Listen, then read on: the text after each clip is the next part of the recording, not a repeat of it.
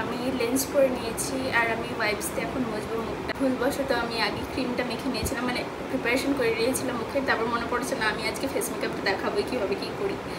তো চলো শুরু করি।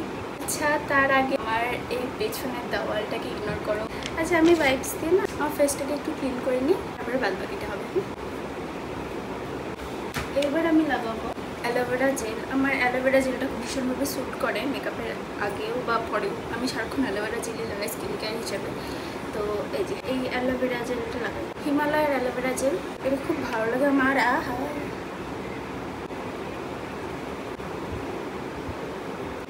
এর একটু শুকাক, পরে শুধু প্রাইমার লাগাবো। প্রাইমারটা আমার খুবই রিজনেবল প্রাইসের মধ্যে আমি ইউজ করতে পছন্দ করি। এটা খুব ভালো ইনসাইটের এই প্রাইমারটা। অল্প কোয়ান্টিটিতে নিয়ে হাত দিয়ে দেখো কোনো কিচ্ছু নেই, এই জিনিসটাই ভালো একটা প্রাইমারে।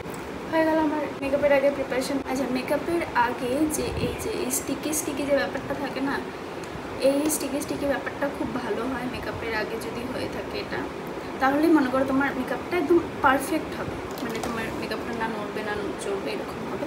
এবার আমি ফাউন্ডেশন ইউজ করি, যেটা আমার মোস্ট ডিমান্ডিং বলা একটা কোয়েশ্চেন। ফাউন্ডেশন কি তোমার শেড কি? ফাউন্ডেশন আমি ইউজ করি PSA HD লিকুইড ফাউন্ডেশন। এটার শেড হচ্ছিল 3.0। আমার মুখের মধ্যে মানে এখন ম্যাচ করে গেছে, মনে হয় এটা আমার স্কিনের জন্য এরকম বানিয়েছে। আচ্ছা আমি কোনো কালার কারেক্টর ইউজ করি না বেশিরভাগ সময়ই। যখন আমার মনে হয় না আমার স্কিনটা আজকে একটু বেশি ডাল লাগছে ততক্ষণ আমি করি না, তাছাড়া তখনই করি, তাছাড়া করি। আমি একটুখানি জাস্ট ফাউন্ডেশন নিয়েছি, আমি এটা আমার হাত দিয়ে ড্র্যাগ করলাম এরকমভাবে, তার জন্য এটা মনে হয় গেছে। আমি একটুখানি নিয়ে আমার যেই জায়গাগুলোতে শুধু পিগমেন্টেশন আছে বা পুরো মুখেই বলতে গেলে, তো পুরো মুখের মধ্যে আমি অল্প অল্প লাগাবো, বাট আমার চোখের নিচে আর আমার মাঙ্কি মাউথের এরিয়াটাই আমি বেশি লাগাবো। যত পারবে না তত কম ইউজ করার চেষ্টা করবো, হয়তো না ভীষণভাবে কেকি হয়ে যায়।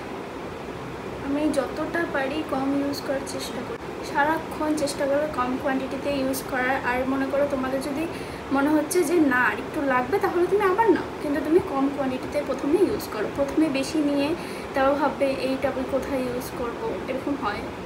তো তার আগে তুমি কমই নাও, কম নিয়ে এটা ইউজ করো, ওটা বেশি বেটার হবে। কনসিলার ইউজ করবো মেবলিনের, এটার শেড হচ্ছিলো 25 মিডিয়াম।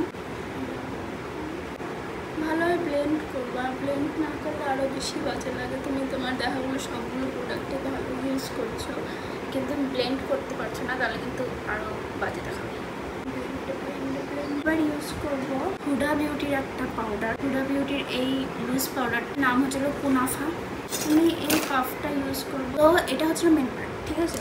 এখানটাতে যেটুকু লেগে আছে ওইটুকুটাকে একটু নেবে, ড্যাপ করে নেবে। নেওয়ার পরে এই তোমার হাতের মধ্যে জাস্ট এরকমভাবে যেগুলো এক্সেস যেগুলো প্রোডাক্ট লুজ পাউডারগুলোকে ভালো এমন করে তাড়িয়ে দেবে, ঠিক আছে? জাস্ট এরকমভাবে ড্যাপ করবে। তারপরে আবার এখান থেকে এইটুকু নেবে, ওইটুকুটা পুরো ফেসের মধ্যে দিয়ে দেবে।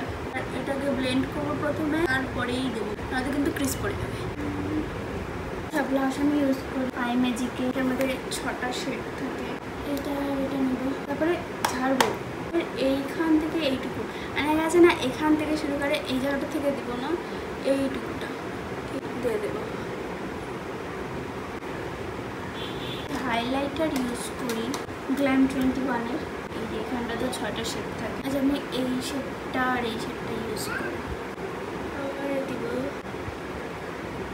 তো এটুকুই আমার ফুল ফেস মেকআপ।